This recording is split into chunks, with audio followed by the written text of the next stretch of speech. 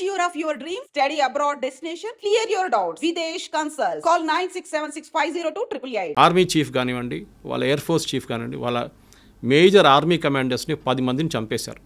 Super intelligence అంటే వీళ్ళు ఎక్కడ కూర్చుంటారో ఎవరికి తెలియదు, వాళ్ళకే తెలియదు, వాళ్ళ తోడున్న వాళ్ళకి తెలియకుండా ఇస్రాయెల్లో ఉన్న మొసాడ్ వాళ్ళు ఇరాన్లో వచ్చి అక్కడ ఉండి చేపించారు ఇది. ఇప్పుడు మీకు ఇక్కడ వచ్చే ముందు రికార్డింగ్ ఒకటి వింటున్నాను. వీళ్ళ మొబైల్ ఫోన్స్ ట్రాక్ చేశారంట. అప్పుడు వీళ్ళు ఏం చేశారు, మొబైల్ ఫోన్ ఆఫ్ చేసి పెట్టేశారు. మీరు మొబైల్ ఫోన్ ఆఫ్ చేస్తే మిమ్మల్ని ఎవరు ట్రాక్ చేయలేరు టెక్నికల్గా. కానీ అది కూడా ఇజ్రాయెల్ దగ్గర టెక్నాలజీ ఉందంట. మొబైల్ ఆఫ్ చేస్తే పెడితే కూడా టెక్నాలజీ మీ మొబైల్ ట్రాక్ చేస్తారంట. So Israel is super duper smart టెక్నాలజీలో వాళ్ళని. అది కాకుండా ఇంటెలిజెన్స్లో మొసాడ్ లాంటి ఏజెన్సీని ఈవెన్ అమెరికన్ సిఐ పనికిరాదు. They are super. ఇప్పుడు కాదు, ఫస్ట్ టైం కాదు. వాళ్ళ మ్యూనిక్ ఒలింపిక్స్లో 11 మంది అథ్లీట్స్ని చంపిన వాళ్ళలో 8 మంది వచ్చి చేశారు. మెయిన్ టెర్రరిస్ట్ 8 మందిని వాళ్ళు చంపారు. తర్వాత ఒక్కరినైతే ఒక 20 సంవత్సరాల తర్వాత వెళ్ళి బ్రెజిలియన్ జంగిల్లో వెళ్ళి కొట్టారు. ఆలోచించండి, మొసాడ్ ఇస్ చాలా సూపర్. వాళ్ళు చాలా ప్లేసెస్లో అసాసినేషన్ చేశారు ఇలా ఎనిమీస్ మీద అనమాట. ఇజ్రాయెల్ ఎనిమీస్ ఎక్కడకుండా వాళ్ళ మీద చేశారు. అది కాకుండా ఇప్పుడు జరిగిన మొన్న దాంట్లో ఫస్ట్ వీళ్ళ ఆర్మీ లీడర్షిప్ మొత్తం కొట్టేశారు. న్యూక్లియర్ సైంటిస్ట్ని చంపేశారు. దీనికన్నా ముందు కూడా చేశారు. ఈవెన్ యూఎస్ చేశారు. సొలైమానీ బాంబింగ్ ఒకటి ఉండే, ఫేమస్ బాంబింగ్ ఒకటి, అక్కడ కూడా వాళ్ళు చేసింది అదే. ఇప్పుడు మన హెజ్బుల్లా బాంబింగ్ చూసాం. హెజ్బుల్లాది మీటింగ్ జరుగుతున్నప్పుడు నస్రుల్లాని కొట్టారు. అది కూడా బంకర్ 3 ఫ్లోర్ల కింద. బంకర్ బస్టర్ బాంబ్ అంటారు దాన్ని. అంటే బాంబు పైనుంచి డ్రిల్ చేసుకుంటూ పోతుంది. డ్రిల్ చేసి వెళ్ళి కింద ఎక్కడ ఉందో అక్కడ వెళ్ళి కంప్లీట్ బ్లాస్ట్ అయిపోతుంది అనమాట. షాక్తో చనిపోతారు, మంటలేమి ఉండదు. ఈవెన్ నసరుల్లా బాడీ అట్లనే దొరికింది ఇంటాక్ట్. ఈ డైడ్ ఆఫ్ షాక్. ఇజ్రాయెల్ మనకు అదే బాంబ్ బాలాకోట్లో ఇచ్చారు. బాలాకోట్ బాంబింగ్ భారతదేశం చేసినప్పుడు మన పుల్వామా అటాక్ తర్వాత వీ డిడ్ బాలాకోట్, వాళ్ళ టెర్రరిస్ట్ గ్రూప్ మీద అటాక్ చేసాం పాకిస్తాన్లో. మనకు వాడిన బాంబ్ బంకర్ బస్టర్ బాంబ్. ఇప్పుడు ఇజ్రాయెల్ దగ్గర ఆ బాంబులు లేవు అన్నప్పుడు మనం ఇజ్రాయెల్కి ఇచ్చాం. మన దగ్గర అదే అడగబోతున్నాను సార్. ఇప్పుడు ఇండియాకి diaspora is there with Israel and Iran. And తెలియకుండానే ఇందాక కూడా మీరు అంటున్నారు కాంగ్రెస్ గవర్నమెంట్లో మనం తెలియక ఇరాన్ సపోర్టెడ్ హమాస్ గ్రూప్స్ని మనం కూడా టెర్రరిస్ట్ కాదు అనుకుంటూ but we are still supporting there. India ఇద్దరికీ తెలిసిన నేషన్ అవ్వడం వల్ల suppose if India has to take a stand, ఎవరికి సపోర్ట్ చేస్తుంది ఇండియా? ఎవరికి సపోర్ట్ చేస్తే నష్టం? న్యూట్రల్గా ఉన్నా కూడా ఒక రకంగా కత్తి మీద సావలానే ఉంది ఇండియా పరిస్థితి. అసలు what is the future prediction for India? ఎవరికి సపోర్ట్ చేయాలి? చేస్తే ఎవరికి మంచిది? చేయకపోతే ఏం జరగబోతుంది? ఇద్దరికి బ్యాలెన్స్ చేయాల్సి వస్తుందండి. మనకి ఎప్పుడైనా పాజిటివ్ రిలేషన్షిప్ ఇజ్రాయెల్తోనే ఉంది. దానికోసం మొన్న SCO ఒక బాడీ ఉంది, మన బ్రెజిల్, చైనా వీళ్ళందరూ ఉన్న సోవియట్ యూనియన్ ఉన్న ఒక బ్లాక్ ఉంది ఒకటి. అక్కడ మొన్న ఒక రెజల్యూషన్ పాస్ చేశారు ఇజ్రాయెల్ వ్యతిరేకంగా. భారతదేశం దాని నుంచి బయటకు వచ్చేసింది resolution. We didn't accept it. So ఇజ్రాయెల్కి వ్యతిరేకంగా భారతదేశం లేదు. First point. సెకండ్, ఇరాన్తో కూడా మనం ఫ్రెండ్షిప్ పెట్టుకుంటున్నాం. ఎందుకంటే ఇరాన్కి ఏం కావాలంటే వాళ్ళకి తెలుసు వాళ్ళ వైపు నుంచి ఎవరు రావట్లేదు. ఇప్పుడు చూడండి, ఈ వార్లో ఒక్క దేశం ఇంక్లూడింగ్ పాకిస్తాన్ వాళ్ళ వైపు రావట్లేదు. ఇరాన్ సపోర్టెడ్ హమాస్ గ్రూప్స్ని ఇండియా ఎందుకు సపోర్ట్ చేస్తుంది సార్? మరి ఇండియా సపోర్ట్ చేయట్లేదు, ఇండియా కండమ్ చేయట్లేదు. We are not declared them as a terrorist group. Problem ఎక్కడ వస్తుందంటే షియాస్, మన దగ్గర ఉన్న షియాస్, కశ్మీర్ వైపు షియా పాపులేషన్ ఎక్కువ. మీరు లదాఖ్కి వెళ్తే, లదాఖ్ ఒక యూనియన్ టెరిటరీగా తీసుకుంటే లదాఖ్లో రెండు పీసులు ఉన్నాయి. ఒకటి నేను ఒక 1 year ముందు వెళ్ళాను అక్కడికి. ఒకవైపు వైపు బుద్ధిస్ట్ ఉంటారు, వేరే కార్గిల్ వైపు లద్దాఖ్ది మొత్తం షియా ముస్లిమ్స్ ఉంటారు. మీరు అక్కడ వెళ్తే కాఫీ షాప్లలో, రెస్టారెంట్లలో, హెయిర్ కటింగ్ సెలూన్లలో అంత ఖొమేనీ ఫోటో కనిపిస్తుంది మీకు. They are Shias. ఇప్పుడు నేను అడిగాను చాలామంది నా దగ్గర, సురేష్ గారు ఈ కశ్మీర్ నుంచి వెళ్ళారా చాలామంది అంటున్నారు, ఇరాన్కి చదువుకోవడానికి అన్నారు. నేను చెప్పాను కరెక్ట్. మిగతా ఎవరైనా ఇండియా నుంచి యూఎస్కి వెళ్తారు, యూకేకి వెళ్తారు, యూరోప్కి వెళ్తారు, కెనడాకి వెళ్తారు, ఆస్ట్రేలియాకి వెళ్తారు. కానీ ఇరాన్కి చదువుకోవడానికి ఎవరు వెళ్ళారు? నిన్న మొత్తం పెద్ద గొడవ రాత్రి కదా, మమ్మల్ని అందరిని ఎవాక్యువేట్ చేయండి ఇక్కడి నుంచి అని చెప్పి. అప్పుడు నేను కనుక్కున్నప్పుడు తెలిసిపోయింది వీళ్ళంతా కశ్మీర్ నుంచి వెళ్ళిన వాళ్ళు, షియా ముస్లిమ్స్. అక్కడ ఒక కనెక్షన్ ఉందన్న మనకి. తో కశ్మీర్లో గొడవ జరిగినప్పుడు మొన్న కూడా ద సేమ్ ఖమేనీ స్టేట్మెంట్ ఏమి ఇచ్చారంటే Kashmir is a disputed territory, ముస్లిమ్స్ని కశ్మీర్ భారతదేశం దగ్గర నుంచి గుంజుకోవాలని స్టేట్మెంట్ ఇచ్చారు ఖమేనీ, రిలీజియస్ యాంగిల్ నుంచి. కానీ మనం దాన్ని లైట్గా తీసుకున్నాం. We just condemned it. ఆయన తర్వాత దాని గురించి మాట్లాడలేదు, ఏదో ఒక రోజు జోష్లో చెప్పేసిండు అంతే. అదే టైంలో మనకి చాబార్ ఫోర్ట్ అనే పోర్ట్ ఉంది ఇరాన్లో. మన పోర్ట్ని కాంట్రాక్ట్లో తీసుకున్నాం, అంటే అవుట్సోర్సింగ్లో తీసుకున్నాం మనకు అక్కడ ఒక 6 berths ఇచ్చారు వాళ్ళు. చాలా క్రూషియల్ అది, ఎందుకంటే ఆఫ్ఘనిస్తాన్ ఎంటర్ కావడానికి పాకిస్తాన్ నుంచి వెళ్ళకుండా మనకు వెళ్ళడానికి ఒక రూట్ అది చాబార్ ఫోర్ట్. మన అక్కడ చాలా వేల కోట్లు, ఆల్మోస్ట్ 1000 కోట్లు 2000 కోట్లు పెట్టి ఆ పోర్ట్ని డెవలప్ చేస్తున్నాం. ఇరాన్ దగ్గర డబ్బులు లేవు. శాంక్షన్స్ వచ్చిన తర్వాత, యుఎస్ శాంక్షన్ పెట్టిన తర్వాత ఇరాన్ ఓపెన్లీ వాళ్ళ ఆయిల్ అమ్మలేకపోతున్నారు. ఇప్పుడు రష్యా చేస్తున్నట్లని యుక్రెయిన్ వార్ తర్వాత కొన్ని రోజులు మనం కూడా కొనుక్కున్నాం ఇరాన్ దగ్గర నుంచి క్రూడ్ ఆయిల్ కొనుక్కున్నాం. కానీ దాని తర్వాత మళ్ళీ పేమెంట్ ప్రాబ్లం వచ్చింది. యుఎస్ అన్నారు బ్యాంకింగ్ సిస్టమ్ పనిచేయదు, ఇరాన్తో మీరు డీల్ చేసుకుంటే డీల్ చేసుకోండి అని. కొన్ని రోజులు మన దగ్గర రూపీ ట్రేడ్ చేసుకున్నారు, రూపీ ట్రేడ్. దాని తర్వాత బాటర్ ట్రేడ్ పెట్టుకున్నారు, మీరు మాకు బియ్యం ఇవ్వండి మేము మీకు ఫ్యూయల్ ఇస్తామని, క్రూడ్ ఆయిల్ ఇస్తామని. సో రెండు వైపు నుంచి మీరు అడిగిన ప్రశ్నకి మనకి ఇజ్రాయెల్ చాలా కావాలి మనకి. టెక్నాలజీ వైపు మన వెపన్స్ అన్నీ మన దగ్గర. మొన్న జరిగిన పాకిస్తాన్ మీద జరిగిన దాడిలో 3 మేజర్ వెపన్స్ మ్యానుఫ్యాక్చర్ చేసేది ఇజ్రాయలీ కంపెనీస్, భారతదేశంలో జాయింట్ వెంచర్గా. దాంట్లో ఒకటి హైదరాబాద్ కూడా ఉంది, పేరు చెప్పకూడదు. హైదరాబాద్ కూడా ఉంది ఒకటి బెంగళూరులో ఉంది. సో వాళ్ళ వెపన్స్ మనం వాడుకుంటున్నాం. వాళ్ళతో జాయింట్ ఫ్రెండ్షిప్ ఉండాలి లాంగ్ టర్మ్. ఎందుకంటే ఈ అయోత్తోలో ఎప్పుడు పోతాడో తెలియదు. ఇప్పుడు కనిపించలేదు అంటున్నాం, 3-4 రోజు కనిపించట్లేదు, ఎక్కడున్నా ఎవరికి తెలియదు. ఈ రెజ్యూమ్ ఎప్పుడు పోతుందో తెలియదు. వీళ్ళేమంటున్నారంటే యుఎస్ ఇజ్రాయెల్ ఇద్దరు అంటున్నారు రెజ్యూమ్ చేంజ్, అంటే అక్కడ ఉన్న గవర్నమెంట్ని మార్చడానికి మాకేం ఇంట్రెస్ట్ ఏం లేదు, కానీ ఇరాన్ దగ్గర న్యూక్లియర్ వెపన్స్ ఉండకూడదు, అది మా అల్టీరియర్ ఎయిమ్. వాళ్ళు న్యూక్లియర్ టెక్నాలజీ పీస్ఫుల్ యూస్కి వాడుకుంటే మాకు ప్రాబ్లం లేదు, కానీ వాళ్ళు వెపన్ గ్రేడ్కి వస్తే మేము వాళ్ళని కొట్టుపడేస్తాం. అదేమి ఇప్పుడు చేస్తున్నారు. ఇప్పుడు ఏమైపోయిందంటే లాస్ట్ 3 రోజుల్లో, ఎస్పెషలీ లాస్ట్ నైట్లో చాలా మట్టుకు ఇరాన్ మీద మేజర్ టౌన్స్ మీద, ఎస్పెషలీ తెహరాన్ కానివ్వండి, ఇంకోటి ఇస్ఫహాన్ అని చెప్పి వాళ్ళకి పెద్ద టౌన్ ఉంది. ఇన్ఫాక్ట్ ఇస్ఫహాన్కి హైదరాబాద్కి పెద్ద కనెక్షన్ ఉంది. ఇక్కడ మన వాళ్ళు ఈ పర్షియా నుంచి వచ్చిన వాళ్ళు చాలామంది హైదరాబాద్కి వచ్చి సెటిల్ అయ్యారు, ఇంక్లూడింగ్ నిజామ్స్. కంప్లీట్ డైనాసిటీ అక్కడి నుంచి వచ్చారు, అసఫ్జాయి. సో వాళ్ళు ఈ హైదరాబాద్ మీరు ఎయిర్ నుంచి ఒక హెలికాప్టర్లో వెళ్ళి చార్మినార్ దగ్గర నుంచి ఒక షాట్ తీసుకొని అదే షాట్ మీరు ఇరాన్ ఇస్ఫహాన్ టౌన్ నడిమిట్లో తీసుకుంటే 2 సేమ్ ఉంటుంది. సో ఇస్ఫహాన్ హైదరాబాద్ మోడల్ చేస్తుంది ఇస్ఫహాన్ మీద అనమాట. సో ఇస్ఫహాన్లో పెద్ద న్యూక్లియర్ ఫెసిలిటీ ఒకటి ఉంది, ఇంకోటి ఫరోల్ చెప్పి ఇంకో ప్లేస్లో ఒక న్యూక్లియర్ ఫెసిలిటీ ఉంది. ఇదంతా మౌంటైన్స్ కింద ఉంది. దాన్ని ఇజ్రాయెల్ కొడుతున్నారు రెగ్యులర్గా ఇప్పుడు. అది కాకుండా వీళ్ళ దగ్గర ఉన్న 40,000 అన్నారు, ఫస్ట్ 1,00,000 మిసైల్స్ అన్నారు, దాన్ని మళ్ళీ డిగ్రేడ్ చేసి 60 అన్నారు, మళ్ళీ 40 అన్నారు, ఇప్పుడు 20 అంటున్నారు. ఇప్పుడు ఇరాన్ దగ్గర బహుశా ఉన్నది ఒక 15,000 మిసైల్స్. దాన్ని కూడా లాంచర్ మీద పెట్టినప్పుడు నిన్న కూడా చూసాం మనం చాలా మటుకు వీడియోలు, ఇజ్రాయెల్ కొట్టారు లాంచర్ మీద. ఎందుకంటే ఇది దివాళీ పటాకాలు కాదు కదా, ఏదో బాటిల్లో పెట్టి పంపించడానికి పైకి లాంచర్లు కావాల్సి వస్తుంది. మొబైల్ లాంచర్స్ ఉంటుంది, ఫిక్స్డ్ లాంచర్స్ ఉంటుంది. మొబైల్ లాంచర్స్ ట్రాక్ చేయడానికి డిఫికల్ట్ ఉంటుంది. పెద్ద లారీస్ ఉంటుంది, పెద్ద లారీ మీద ఒక మిసైల్ ఇట్లా పెట్టుకొని దాన్ని టిల్ట్ చేసి ఫైర్ చేస్తారు. సో దాన్ని ఆ టైం దొరుకుతుంది మీకు 1/2 an hour. వీళ్ళు పైనుంచి శాటిలైట్లో చూసుకుంటూ కూర్చున్నారు ఇజ్రాయలీ. ఇమ్మీడియట్గా వాళ్ళ ఎయిర్క్రాఫ్ట్ చెప్తారు దీని వెళ్ళి కొట్టరంటారా అని చెప్పి. నిన్న అదే జరిగిందన్నమాట చాలా చోట్ల. సో వాళ్ళని డిగ్రేడ్ చేస్తున్నారు ఇరాన్ని.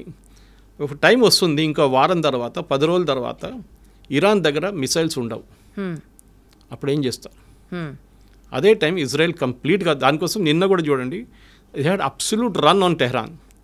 ఈవెన్ ప్రెసిడెంట్ ట్రంప్ చెప్పారు వెకేట్ టెహరాన్ ఇమీడియట్లీ, టెహరాన్ ఖాళీ చేయండి. వాళ్ళ మీడియా మనలాంటి దూరదర్శన్ లాంటి అవుట్ఫుట్ ఒకటి ఉంది వాళ్ళకి అక్కడ, దాని మీద దాడి చేశారు. లైవ్గా చూపించారు నేను రాత్రి చూడండి, ఒక లేడీ న్యూస్ చదువుతున్నప్పుడు లైవ్గా 9 PM బులెటిన్ కొట్టారు వాళ్ళు ఆ టైంలో కరెక్ట్గా. సో ఇజ్రాయెల్ ఏంటంటే టోటల్ డామినెన్స్. ఇప్పుడు ట్రంప్ కూడా సపోర్ట్ చేయాల్సి వస్తుంది ట్రంప్కి, వాళ్ళకు కూడా ఇంకా they have no other choice యూఎస్కి ఇప్పుడు. సో ఎలా అయితే ఇరాన్ వెపన్స్కి ఇంకా మా దగ్గర అయిపోతున్నాయి అని చెప్పే స్టేట్కి వస్తుందో, న్యూట్రల్గా బిహేవ్ చేసే పొజిషన్ నుంచి ఇండియాకి కూడా కష్టమయ్యే సిచ్యువేషన్ వచ్చింది అనుకుందాం sir. Because India wants Israel and India also has to support Iran. ఏదో ఒక పాయింట్లో మేము న్యూట్రల్గా ఉండలేము అని అనుకున్న టైంలో భారతదేశానికి స్పెసిఫిక్గా హిడెన్ సైబర్ అటాక్స్ దగ్గర నుంచి, ఆయిల్ ప్రైసెస్ విపరీతంగా పెరిగిపోవడం దగ్గర నుంచి ఎకానమీ కొలాప్స్ అవ్వడానికి కూడా ఆస్కారం ఉందా? లేదు. ఎందుకంటే ఆయిల్ ట్రేడ్లో ఇరాన్కి అంత పెద్ద షేర్ లేదు ఇప్పుడు, ఎందుకంటే వాళ్ళ మీద బ్యాన్ ఉంది కంప్లీట్గా. కానీ స్ట్రెయిట్ ఆఫ్ హోర్మూజ్ అంటాం మనం, ఒకవైపు సౌదీ అరేబియా, ఇంకోవైపు యమన్, ఒమాన్, వీళ్ళందరూ నడిమించి ఇరాన్ పక్క నుంచి ఒక స్ట్రెయిట్ ఆఫ్ హోర్మూజ్ అని చెప్పి చిన్న ఒక వాటర్వే ఉంది. దాని నుంచి ఆల్మోస్ట్ 60% వరల్డ్ ఆయిల్ అక్కడి నుంచి ఫ్లో అవుతుంది. ఆయిల్ పెద్ద పెద్ద ట్యాంకర్లో. ఇరాన్ దాన్ని ఆపారనుకోండి మొత్తం కొలాప్స్ అయిపోతుంది ఆయిల్ మార్కెట్. కానీ ఒకవేళ ఆయిల్ మార్కెట్ ఒకటి గుర్తుపెట్టుకోవాలి మనం, ఇప్పుడు రేపటి కోసం ఇవాళ కొనాం మనం. నెక్స్ట్ 1 ఇయర్కు ఉన్న కాంట్రాక్ట్ మనం సైన్ చేసుకుంటాం ఆల్రెడీ. మన అని కాదు, ఏ దేశమైనా. ఇప్పుడు సౌదీ అరేబియా కానివ్వండి, అరామ్కో కానివ్వండి, అట్లాంటి కంపెనీస్తో ఒక నెక్స్ట్ 1 ఇయర్ 2 ఇయర్స్కి అగ్రిమెంట్ ఇప్పుడే సైన్ చేసుకుంటాం. పర్ బ్యారెల్ మాకు $60, $62, $70 లేకుంటే $55 డిఫరెంట్ వేరియేషన్స్ ఉంటుంది క్రూడ్కి. లైట్ క్రూడ్, స్వీట్ ఆయిల్ అంటారు, బ్రెంట్ క్రూడ్ అంటారు, చాలా వేరియేషన్స్ ఉంటుంది అన్నమాట. మనం అగ్రిమెంట్ సైన్ చేసుకుంటాం, తెప్పించుకుంటాం, దాన్ని రీఫైన్ చేసుకుంటాం. రీఫైన్ చేసి మనం ఇండియన్ ఆయిల్ కానీ, భారత్ పెట్రోలియం కానీ వీరందరూ తీసుకెళ్ళి వాళ్ళ బంక్లో ఫిలప్ చేసుకుంటారు. సో రేపటికి వచ్చే వారానికి ఎప్పుడు మనం క్రూడ్ కొనాం. మనకి ఇప్పుడు ప్రాబ్లం కూడా జరిగింది అనుకోండి, దాని ఇంపాక్ట్ ఒక 6 నెలల తర్వాతనే ఉంటుంది, ఇప్పుడు ఉండదు. అది కాకుండా భారతదేశం దగ్గర యూఎస్ చేసినట్లనే మనం కూడా మోదీ గవర్నమెంట్ వచ్చిన తర్వాత స్ట్రాటజిక్ రిజర్వ్స్ అని చెప్పి ఒక కాన్సెప్ట్ పెట్టాం. అంటే మంగళూరు వైపు, ఇంకోటి వైజాగ్ వైపు ఉందనుకుంటే, ఎక్కడని చెప్పట్లేదు, పెద్ద అండర్గ్రౌండ్ ట్యాంకర్స్ తయారు చేసుకున్నాం మనం. ట్యాంక్స్ పెద్దది, చాలా పెద్దది. అక్కడ ఏం చేసుకుంటాం అంటే ఒక రిజర్వ్, ఒక నెల కోసం ఉన్న క్రూడ్ ఆయిల్ అక్కడ రెడీగా పెట్టుకుంటాం మనం. దాంట్లో ఎంత పెద్ద గొడవ జరిగినా కానీ మనకు 2 రోజులు 2 నెలల రోజులు నడిపించడానికి మన దగ్గర క్రూడ్ ఆయిల్ ఉంటుంది. సో ఆ ప్రాబ్లం ఉండదు. So we will never have a problem of crude oil problem. అది కాకుండా మన దేశం ఎకానమిక్ క్రాష్ అస్సలు ప్రసక్తే లేదు. ఎందుకంటే Iran is not a major power. Okay, అది మనం గుర్తుపెట్టుకోవాలి. ఇరాన్ దగ్గర ఉన్నది ఒకటి ఆయిల్ ఒక్కటే వాళ్ళ దగ్గర, ఇంకోటి వాళ్ళ దగ్గర ఉన్న మిసైల్ స్ట్రెంగ్త్, అది ఇప్పుడు చాలా మటుకు డిగ్రేడ్ అయిపోయింది కంప్లీట్గా. సార్ ఇప్పుడు బేసికల్గా ఇరాన్ దృష్టిలో ఇజ్రాయెల్ అనే ఒక నేషన్ ఎగ్జిస్ట్ అవ్వకూడదు అని ఒక డామినెన్స్ కోసం స్టార్ట్ చేసిన ఫైట్లో యుఎస్, యూకే, చైనా, ఈ 3 నేషన్స్లో సార్ ఏది అడ్వాంటేజ్ తీసుకొని ఆ మంటలో నిప్పులో ఆజ్యం పోయడం అంటారు చూడండి, ఆ ఆజ్యం పోసే దేశం ఏది? అండ్ పీస్ పేరుతో సైలెంట్గా పవర్ని గ్రాప్ చేసే స్కెచ్ ఏ దేశం వేస్తుంది సార్? మీరు యూకే, యుఎస్, ఇజ్రాయెల్ ఒక్కటే కలిసి పనిచేస్తున్నారు. ఎందుకంటే ఇప్పుడు ఇరాన్ నుంచి ఫైర్ చేసిన మిసైల్స్ మొన్న కూడా దాంట్లో 30% మిసైల్స్ని కొట్టిపడేస్తుంది యూకే, యుఎస్ అని కాకుండా ఈవెన్ జార్డన్ ఫైటర్ ఎయిర్క్రాఫ్ట్. మిగతా ఐరన్ డోమ్కి వచ్చేదాకా, ఇజ్రాయెల్ దగ్గర వచ్చేదాకా 70% మిగిలింది. దాంట్లో కూడా వాళ్ళు ఆల్మోస్ట్ 90% కొట్టిపడేశారు, 10% మిస్ అయిపోతుంది. ఇప్పుడు మనం కూడా మన పాకిస్తాన్ జరిగినప్పుడు మీరు చూసుంటారు, ఆకాశంలో కొడుతున్న షాట్స్ ఉన్నాయి, అదే జరుగుతుంది. మన దగ్గర ఉన్న ఐరన్ డోమ్ S-400, అది కాకుండా దాని తర్వాత నెక్స్ట్ మన దగ్గర ఆకాష్ తీర్ ఉంది, దాని తర్వాత యాంటీ ఎయిర్క్రాఫ్ట్ గన్స్ ఉంది, నడిమిట్లో ఒక 5-6 ఉన్నాయి మిసైల్ రేంజెస్. ఇజ్రాయెల్ దగ్గర డేవిడ్ స్లింగ్ అని ఒకటి ఉంది, that is beyond 200 to 300 kilometres వచ్చే మిసైల్స్ తీసుకుంటుంది. దగ్గరకు వచ్చిన 100 కిలోమీటర్ల మిస్టి ఇది మన వాళ్ళ ఐరన్ డోమ్ చూసుకుంటుంది అనమాట. అది కాకుండా పేట్రియట్ అని చెప్పి ఇంకో ఎక్స్టెండెడ్ రేంజ్ 500 కిలోమీటర్ ఇంకోటి ఉంది వాళ్ళది, అది అమెరికన్ టెక్నాలజీ. అది ఇది 3 వాడుకోవడం. అది కాకుండా అమెరికా థాడ్ అని చెప్పి వాళ్ళకి ఒక సిస్టమ్ ఉంది, THAD, అది మన S-400 లాగా అనమాట. దాన్ని కూడా అమెరికా ఒక సెట్ తీసుకొచ్చి ఇజ్రాయెల్లో పెట్టారంట, చెప్పట్లేదు దాని గురించి, మాట్లాడలేదు. అంటే US is silently supporting Israel, has to and is doing it also. Trump చాలా క్లియర్గా చెప్పారు నిన్న కూడా, we are not fighting this war, but at the same time we are not backing out Israel, we are supporting Israel. ఎందుకంటే Israel అనే ఒక community, ఈ Jewish community, US అని కాదు, లోకంలో ఎక్కడైనా they are the most powerful community. Finance వాళ్ళ చేతిలో ఉంటుంది, మీడియా వాళ్ళ చేతిలో ఉంటుంది. యుఎస్లో కూడా అంతే. ఏ యుఎస్ పొలిటీషియన్ కూడా జ్యూస్ని ఇగ్నోర్ చేయరు. ఓకే, ఆ పరిస్థితి ఇప్పుడు మన భారతదేశంలో డయాస్పోరా ఉన్నారు చూడండి, మనం ప్రొఫెషనల్స్, మన డాక్టర్స్ కానీ ఇంజనీర్స్ కానీ ఉంటాం, వాళ్ళది కాదు, వాళ్ళు మీడియా కంట్రోల్ చేస్తారు. ట్రంప్ ఎక్కువ రిలీజ్ చేస్తే ట్రంప్ని దింపేస్తారు, బైడెన్ దింపినట్లు. ఆ పవర్ ఇజ్రాయెల్కి ఉంది. ఇజ్రాయెల్ అని కాదు, జ్యూస్కి ఉంది. వాళ్ళు ఏ దేశంకైనా వెళ్ళండి మీరు, జ్యూస్ ఉంటారు అక్కడ. మన ఎప్పుడు జోకింగ్లు చెప్తారు, ఎక్కడ పోయినా మలయాళీలు కనిపిస్తారు, కేరళ నుంచి ఉన్న వాళ్ళు ఈవెన్ మూన్లో కనిపిస్తారు, అదేలాగా ఇజ్రాయేలీలు కూడా కనిపిస్తారు, జ్యూస్ కనిపిస్తారు. కరెక్ట్ అది. And what about UK and China sir? China ఇప్పుడు ఏం చెప్పారండి, UK is part of this deal anyway. Okay, దాంట్లో డౌట్ లేదు. యూకే ఇస్ విత్ ఇజ్రాయెల్ అనమాట. వాళ్ళు చిన్న చిన్న చైనా ఎవరికి సపోర్ట్ చేస్తుందో చైనా ఎవరు చేయట్లేదు ఇప్పటికి. చైనా ఓన్లీ రెజల్యూషన్ పాస్ చేస్తుంది, మేము కండెమ్ చేస్తున్నాం, మేము అది చేస్తున్నాం, ఇది చేస్తున్నాం. ఎందుకంటే చైనాకి భయం ఏంటంటే, మేము దీంట్లో గిట్ట దడితే యుఎస్ వచ్చి అక్కడ వాళ్ళ తైవాన్ దగ్గర వచ్చి కూర్చుంటారు, యుఎస్ సౌత్ చైనా సీలో మమ్మల్ని, మా షిప్ని పోనీయరు, మేము దీంట్లో గొడవ మాకు పెట్టక్కర్లేదు. వాళ్ళు ఓడిపోతున్న పార్టీతో మేమేం పెట్టుకోము ఇరాన్లో, వాళ్ళు ఓడిపోతారు, రేపు పారిపోతారు, ఆయన రష్యాకి వెళ్ళిపోతారు, ఎక్కడికి వెళ్తారో తెలియదు ఖమేని, కానీ వెళ్ళిపోతారు, గాయబైపోతారు అని ఒక కాన్ఫిడెన్స్. అంటే ఎవరికి ఇరాన్ మీద నమ్మకం లేదు ప్రస్తుతం. లేదు, ఎందుకంటే ఆ రెజీమ్ పవర్ పోయింది ఇప్పుడు. ఓకే, వాళ్ళు ఇన్ని రోజులు ఏమనుకున్నారంటే వీళ్ళు ఇన్విన్సిబుల్ పవర్, వీళ్ళ దగ్గర మిసైల్స్ 1,00,000 మిసైల్స్ ఉన్నాయి, వాళ్ళు ఈజీగా ట్యాకిల్ చేసుకోండి. ఇజ్రాయెల్ ఎట్లా అంటే వాళ్ళు ఒక సంవత్సరం ప్లాన్ చేశారు ఈ ఆపరేషన్, రైజింగ్ లైన్ ఆపరేషన్. ఇప్పుడు మన జరుగుతున్న ఈ ఫైట్ కరెక్ట్గా ప్లాన్ చేసుకొని వాళ్ళు ఆ టార్గెట్స్ కొట్టారు. ఫస్ట్ ఆర్మీ జనరల్స్ మొత్తం వైప్అవుట్ చేసేసారు, రెవల్యూషనరీ గార్డ్ టాప్ టియర్ అంతా చేసేసారు. ఆలోచించండి, ఒక దేశంలో ఉన్న టాప్ మిలిటరీ కమాండ్ మొత్తం తీస్తే ఎట్లా ఫంక్షన్ చేస్తారు. సరే అని చెప్పి Khamenei next in command army చీఫ్ని అపాయింట్ చేశారు. ఆయన్ని ఒక గంట సేపు ముందు కొట్టిపాడేశారు, ఇజ్రాయెల్ ఖతం చేశారు ఆయన కూడా. ఇప్పుడు ఆలోచించండి, భయపడతారు. కొత్తని పెడితే వాడిని కొట్టేస్తారు. సినవార్ అదేగా అయిందా, సినవార్ చనిపోయినప్పుడు వాళ్ళు ఇజ్రాయెల్ చంపిన తర్వాత వాళ్ళ బ్రదర్ని అపాయింట్ చేశారు, వాడిని 6 నెలలలోపు వాడిని కూడా కొట్టేశారు. అదే సార్, ఇజ్రాయెల్ మాస్టర్ మైండ్తో చూసుకుంటే ఇది కేవలం ఇజ్రాయెల్ వర్సెస్ ఇరాన్లా చూడాలా, లేకపోతే is this paving a way for third world war? Third world war ఇక్కడ జరగదండి, it's only a concept. First world war, second world war ఎందుకు జరిగింది? చిన్న కిడ్నాపింగ్ ఇన్సిడెంట్తో జరిగింది first world war. Second world war ఒక మిస్అండర్స్టాండింగ్తో స్టార్ట్ అయింది. దాని తర్వాత వీళ్ళందరూ వచ్చి పడ్డారు, జర్మనీ కానివ్వండి, ఫ్రాన్స్ కానివ్వండి, తర్వాత లాస్ట్ యూఎస్ కూడా వచ్చి పడ్డారు. అలా ఒక్కొక్క దేశం కలుసుకుంటూ వెళ్తే వరల్డ్ వార్ ఎప్పుడు జరగదు. ఫస్ట్ ఆఫ్ ఆల్ అందరికీ first world war, second world వార్లో trade was not a big thing. ఇప్పుడు trade is very big thing. అందరికి భయం ఏంటంటే ఇప్పుడు ఏదైనా యుద్ధం వస్తే మా ట్రేడ్ పెద్ద దెబ్బతింటుందని. ఇప్పుడు చూడండి, యుక్రెయిన్ రష్యా 3 సంవత్సరాల నుంచి కొట్టుకుంటున్నారు. ఎవరైనా కలుస్తున్నారండి? ఎవరు కలవట్లేదు. రష్యాకి తెలుసు మేము ఇది గెలవలేము మొత్తం, కానీ యుక్రెయిన్ తెలుసు మేము కూడా గెలవలేము అని చెప్పి, కానీ కొట్టుకుంటున్నారు. అదే సార్, ఒక్కొక్కళ్ళ శత్రువు ఒక్కొక్కళ్ళకి మిత్రుడు అవుతారంటారు కదా. Enemies my friend. ఎగ్జాక్ట్లీ అలానే కనుక ఆలోచిస్తే ఇప్పుడు రష్యా అండ్ ఇజ్రాయెల్ ఫ్రెండ్స్ అయిపోతున్నారు, బికాజ్ ఆల్రెడీ వాళ్ళిద్దరూ ఒకరికొకరు సపోర్ట్ చేసుకుంటున్నారు. ఇలా ఒక్కొక్క దేశం యాడ్ చేసుకుంటూ వెళ్తే రేపు ఒక పెద్ద విధ్వంసం జరుగుతుందా అని భయం వేస్తుంది. లేదు, ఏం కాదండి, వాళ్ళ సెల్ఫిష్ ఇంట్రెస్ట్ చూసుకుంటున్నారు. రష్యాకి ఇప్పుడు టైం లేదు. రష్యాకి వాళ్ళ దగ్గర ఉన్న యుక్రెయిన్తో ప్రాబ్లం నడుస్తుంది. వాళ్ళు ఎవరిని సపోర్ట్ చేయడానికో ఎవరిని డిఫెండ్ చేయడానికి వెళ్ళరు. వాళ్ళ ఇంట్లోనే మంట పట్టుకుంది, వాళ్ళు చూసుకుంటున్నారు దాన్ని. ఇంకొక ఇంట్లో ఏం చూసుకుంటామని వాళ్ళు. So they will not do anything. China నేను చెప్పినట్లు బికాజ్ వాళ్ళ ఇంటర్నల్ ప్రాబ్లమ్, అమెరికాతో ఉన్న ట్రేడ్ ప్రాబ్లమ్స్ కానీ వాళ్ళు కూడా దీంట్లో వచ్చి పడరు ఇప్పటికి present situation. They cannot help Iran also. మీరు మిసైల్స్ ఇచ్చినా కానీ వాళ్ళు ఇరాన్ వాడుకోలేరు ఇప్పుడు దాన్ని. ఆ టెక్నాలజీ డిఫరెంట్ ఉంటుంది. పాకిస్తాన్కి మొన్న ఇచ్చినట్టు వాళ్ళ టెక్నాలజీ లాగా అయిపోతుంది. వాడుకోవడానికి పాకిస్తాన్కి తెలియదు ఎట్లా వాడుకోవాలని, వాళ్ళు వాడుకోలేకపోయారు.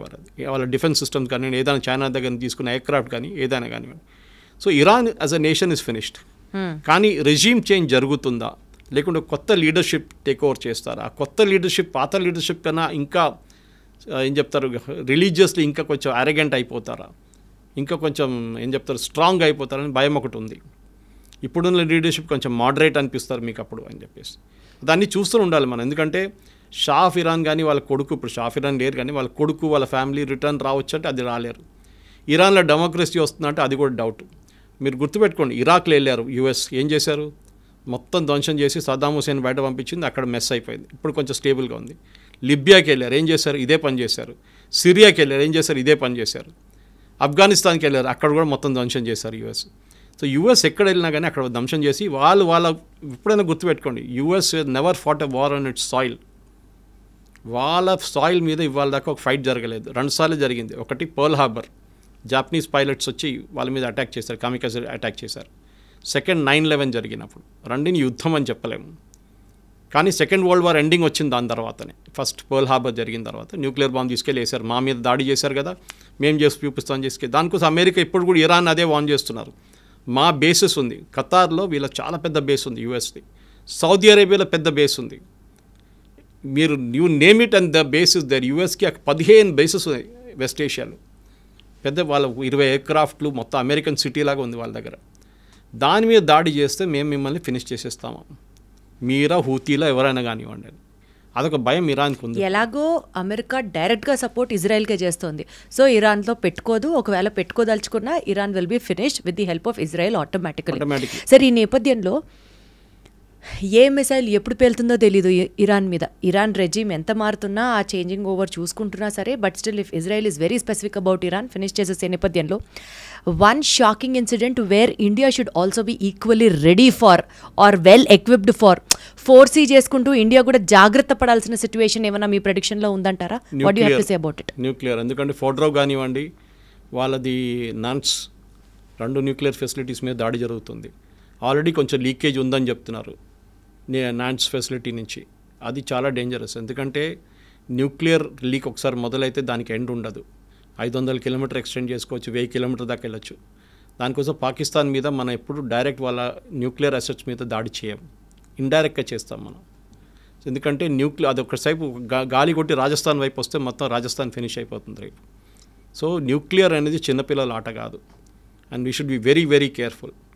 హ్యాండిల్ చేస్తున్న నేషన్ మనకు ఆ థ్రెట్ ఎక్కడి నుంచి వస్తుంది సార్? మనం ఇజ్రాయెల్ మనకు థ్రెట్ లేదు. కానీ న్యూక్లియర్ ఎక్స్ప్లోషన్ జరిగిందనుకోండి, దాని చుట్టుపక్కల 500 కిలోమీటర్ల దాకా దాని ఇంపాక్ట్ ఉంటుంది. దానికోసం ఇజ్రాయెల్ ఇప్పుడు కూడా వాళ్ళ అసెట్స్ మీద దాడి చేయట్లేదు. వాళ్ళ ఎంట్రన్స్ మనం కొట్లనే ఎంట్రన్స్లో కొడుతున్నారు దాని, ఎందుకంటే అన్ని మౌంటైన్స్ లోపల ఉంటుంది. సో దాని లోపలికి పంపించి మిసైల్ కొడుతున్నారు. ఏమైనా కంటామినేషన్ ఉంటే కంటామినేషన్ ఆ మౌంటైన్ లోపల ఉండిపోతుంది. దాని తర్వాత కాంక్రీట్ వేసి సీల్ చేయొచ్చు.